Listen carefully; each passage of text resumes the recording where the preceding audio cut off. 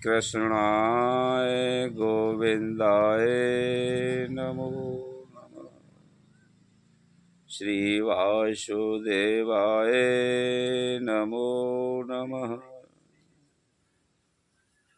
श्री नारायणेभ्यो नमो नमः। ओम दत्तात्रेयभ्यो नमो नमः। हे माता सरस्वती, आप मेरी जिह्वा पर विराजमान होकर के सुंदर सुंदर वर्ण ऐसे शब्द चुन चुन करके निकाले कि भक्तों के हृदय में चुभे नहीं। मेरी वाणी के द्वारा मधुर रस वर्षा करके भक्तों के हृदय में कोमलता जागृत करें। प्रिय बंधुओं, आज का वीडियो हम आपको एक ऐसा प्रसंग है, आप जैसे सुनेंगे तो आपको हंसी तो आएगी, लेकिन उसके अंदर सार छुपा हुआ है। वीडियो पूरा देखोगे तो आपको रहस्य मालूम पड़ेगा। सभी वीडियो के अंदर हम आपको अजीब अजीब प्रकार की वीडियोएं दिखाते हैं। हमारा मतलब किसी की आत्माओं को कष्ट पहुंचाना नहीं, किसी को अपने द्वारा किसी प्रकार का दुख हो, ऐसी भावनाएं लेकर के हम कभी भी अपना वीडियोस नहीं बनाते। हम आपको केवल ज्ञानवर्धक कहानियां, कथाएं श्रवण कराते हैं, जिन्हें श्रवण करने के बाद बच्चों में अच्छी संगति का प्रभाव पड़े। जो गलत मार्ग पर भटक गए हैं वो सदमार्ग की ओर आ जाएं। तो प्रिय बंधुओं, एक वैद्य जी थे और वैद्य जी के पास एक कंपाउंडर था, उनका शिष्य। वो रोज दवाओं को घोटता पीसता और वैद्य जी के पास लेकर के आया करता, जड़ियों को जंगल से उखाड़ करके लाया करता। वह अपने समय में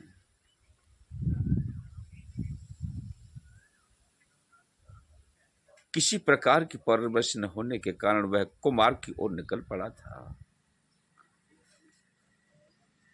लड़कियों से छेड़छाड़ करना, चोरी से माल को चुरा लाना, कुमिल देकर के माल को चुरा लाना, किसी की सब्जी बो रही है उसे तोड़ करके चोरी से ले आना, किसी पॉकेट को मार लेना, मांसाहार करना, शराब का भी प्रयोग किया करता था।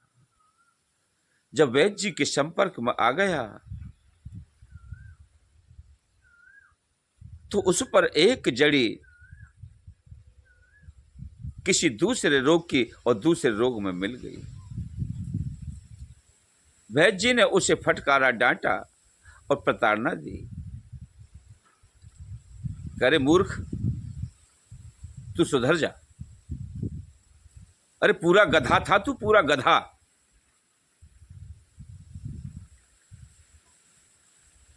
जब अपनी दुकान बंद करके जा रहे थे तो रास्ते में किसी पब्लिक के सामने कभी भी किसी में फटकार नहीं लगानी चाहिए, क्योंकि वह अपने अंदर बोरियत महसूस करता है, अपने आप में शर्मिंदगी महसूस करता है। इसीलिए उसे एकांत में समझाना पड़ता है। दुकान बंद करके जा रहे थे तो रास्ते में उस लड़के को फटकारा। अरे मूर्ख, तू पहले गधा था, गधा से मैंने तुझे इंसान बनाया और तूने मेरी बात को सुना नहीं। समझा नहीं। इस बात को रास्ते में जब जा रहे थे तो एक गधे वाला सुन रहा था। उसने विचार किया, करे ये वैद्य जी बढ़िया हैं कि गधे से इंसान बना देते हैं। अब तो प्रिय बंधु, चलते चलते रात्रि हो गई। अब अपने घर में पहुंच गए। सुबह जैसे ही दिन निकला तो गधे वाला उनके घर पर पहुंच गया। वैद्य जी से बोला कि वैद्य जी, आप गधे से इंसान बना देते हैं? कि हाँ। तो आप मेहरबानी करके, मेरे पास गधे तो कहने के लिए तो बहुत हैं, लेकिन मेरे 2 गधा ले लीजिए, उन्हें इंसान बना दीजिए।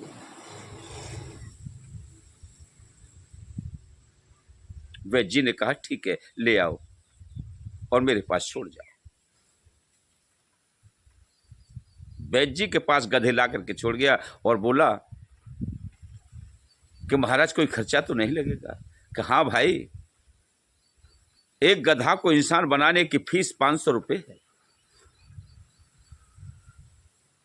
और आपको 2-3 महीने के लिए छोड़ना पड़ेगा जब बनेगा। उसने 2 गधाओं की कीमत 1000 रुपये पहले ही जमा कर दी। अब वो देख करके वैद्य जी को गधा और चला गया। वैद्य जी ने क्या किया कि मार्केट में ले जाकर के, जो गधा बाजार होता है वहां पर ले जाकर के गधाओं को बेच दिया और अपने दिनचर्या में लग गया। 2-3 महीने के बाद जब वह गधा वाला उनके पास पहुंचा तो बोले, भैया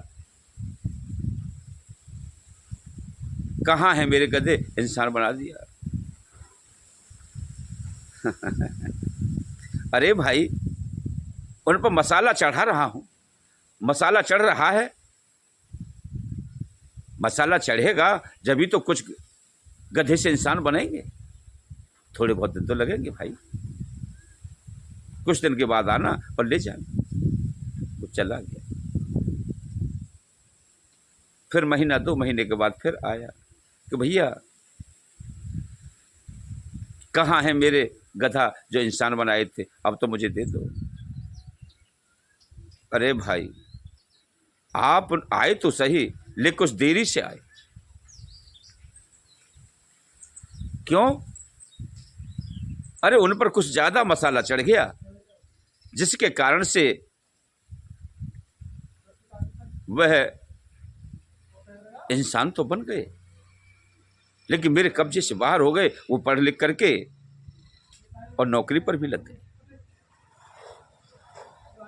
अच्छा, कहाँ? कि देखिए, एक स्कूल में वो मौलाना जी हैं, जो बड़े बड़े बाल वाला गधा था वो मौलाना बन गया है, जो स्कूल में पढ़ा रहा है, मौलवी। और दूसरा वाला वो स्टेशन मास्टर है। ज्यादा पढ़ लिख गया, इंसान बड़ा हो गया, मसाला ज्यादा लग गया, इस वजह से वो मेरे कब्जे से बाहर है और चले गए।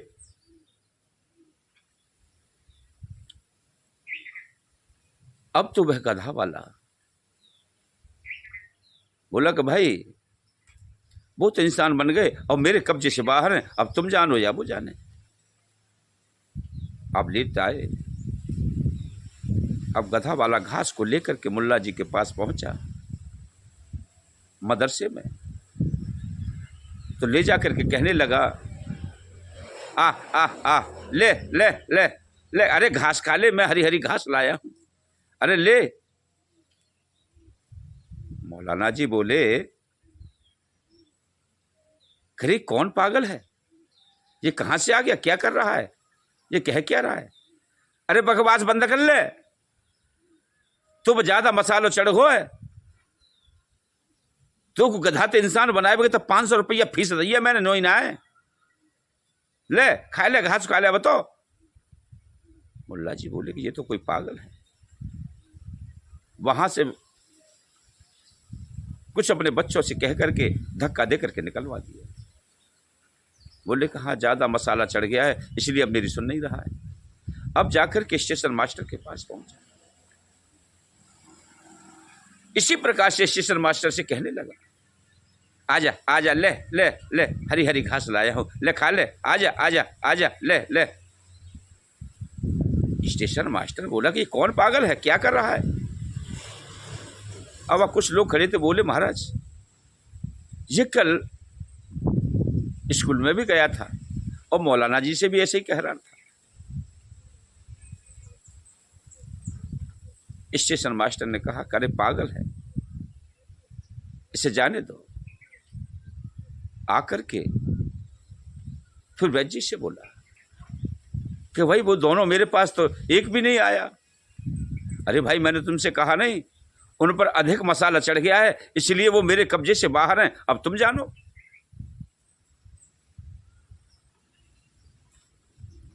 तो कहने का मतलब यह है प्रिय बंधुओं, इंसान से गधा बन गया। जो लोग नंगे थे वह लोग धनवान हो गए, पढ़ लिख गए और उन्होंने गरीबों को देखना भलना बंद कर दिया। अपने नशे में चूर हो गए, सत्ता का गुरूर हो गया कि मैं नेता हूं, मैं डीएम हूं, मैं मजिस्ट्रेट हूं। क्योंकि ईश्वर को भूल करके उन्हें यह नहीं पता कि हम आगे वाले जन्म में कौन थे। परमात्मा ने हमें यह मानुष की देह पैदा की जिससे कि हम संस्कारित होकर के अपना जीवन सुखमय बिता रहे हैं।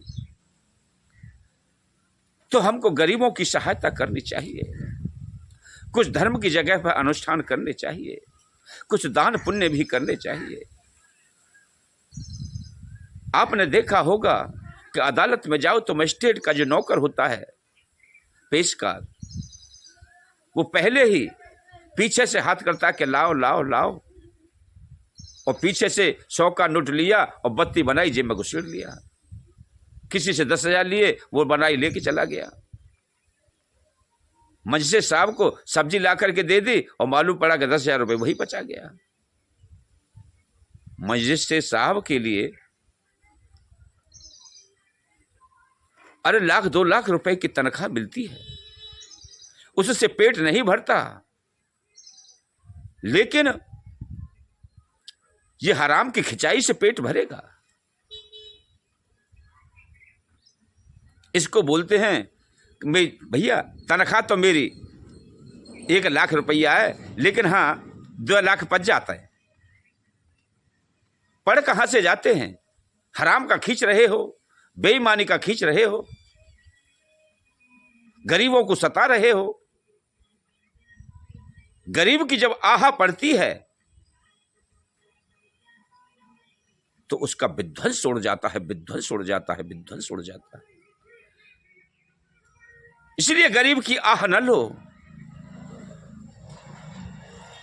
गरीब का धन बड़े खून पसीने का धन होता है प्रिय बंधु। वो एक एक टुकड़े को, एक एक दाने को किस तरीके से सींचता है। किसान दिन रात लग करके अपनी फसल में रात में पानी लगाता है, ठंड में पानी लगाता है। न जाने सांप खा जाए, बिच्छू खा जाए, बिसख परी खा जाए, न जाने बदमाश गोली मार दें, अपनी जान हथेली पर रख करके दिन रात फसल में लगा रहता है। और जाकर के 6 महीने में उसे पता नहीं ये मिलेगा क्या नहीं मिलेगा। अभी आंधी आ जाए, ओले आ जाए, फसल चौपट हो जाए, बेचारा देखता रह जाता है, पानी का भी पैसा देना है। ऐसे गरीब का धन हड़पने से